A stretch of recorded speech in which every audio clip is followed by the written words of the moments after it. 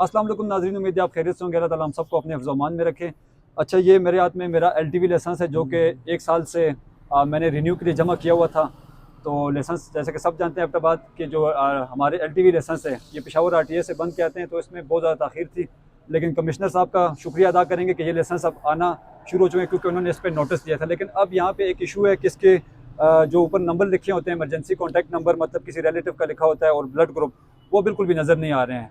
तो जलाल भाई, इस पे आप क्या कहना चाहेंगे? कमिश्नर साहब को मैं कहता हूँ कि एक रिक्वेस्ट ये भी हो जाए, क्योंकि ये बिल्कुल नज़र नहीं आ रहे हैं और आपको पता है कि ये एक बहुत अहम मसला है ड्राइविंग जब लाइसेंस के से ऊपर। डिप्टी कमिश्नर सरमद सलीम साहब ने एबटाबाद का चार्ज संभाला है, उसके बाद बहुत सारे ऐसे इश्यूज थे जो आवाम ने हाईलाइट किए और उस पर भरपूर एक्शन लिया गया। और इस वक्त जो हमारे असिस्टेंट कमिश्नर हेडक्वार्टर साहब मौजूद है, वो भी बड़े एक्टिव नज़र आ रहे हैं।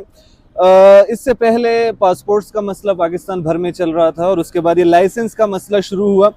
तो एबटाबाद की जो ट्रैफिक ऑफिस था, जो ये लाइसेंस कार्ड्स बना रहे थे, उनकी तरफ से ये कहा गया कि जो मशीनरी है वो ख़राब है और आपके लाइसेंस पेशावर से बन के आएंगे।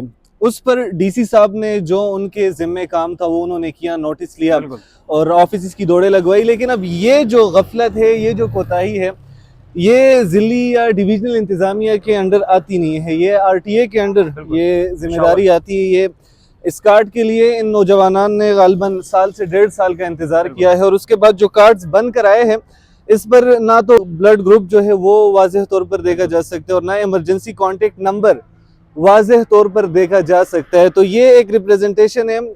मोहसिन नकवी साहब बड़े एक्टिव है इस चीज़ पे कि जो हमारे जवान हैं जो बैरून मुल्क जा रहे हैं रोज़गार के लिए या इस तरह के कामों के लिए, तो उनको बाकायदा तौर पर एयरपोर्ट्स पर रोका जा रहा है, उनके लाइसेंस चेक किए जा रहे हैं। अगर आप ड्राइविंग के किसी काम के लिए जा रहे हैं, तो जो हमारे पाकिस्तान के इदारे से एक कार्ड बनकर आता है, आप मुझे ये बताएं कि इसमें आपकी डिटेल्स ही वाज़ेह तौर पर नज़र नहीं आ रही।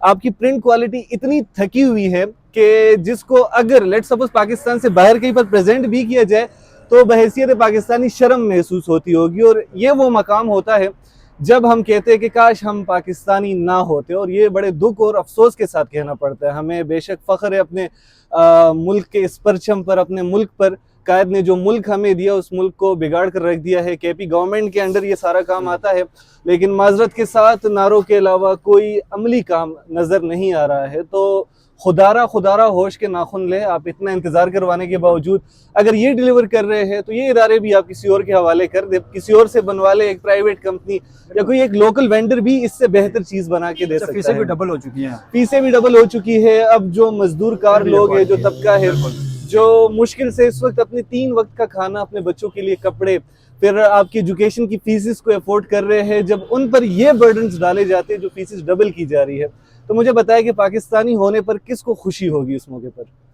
जनाब कमिश्नर साहब का एक बार फिर शुक्रिया अदा करेंगे और हम दुआ करते हैं कि हमारे कमिश्नर साहब जो एबटाबाद के, अल्लाह ताला इनको सलामत रखें, क्योंकि ये अगर यहाँ पे होंगे तो बाकी मसाइल भी हल होंगे। और हम ये उम्मीद रखते हैं इंशाल्लाह इस पर भी वो नोटिस लेंगे और इस मसले को भी हल करेंगे। Thank you so much.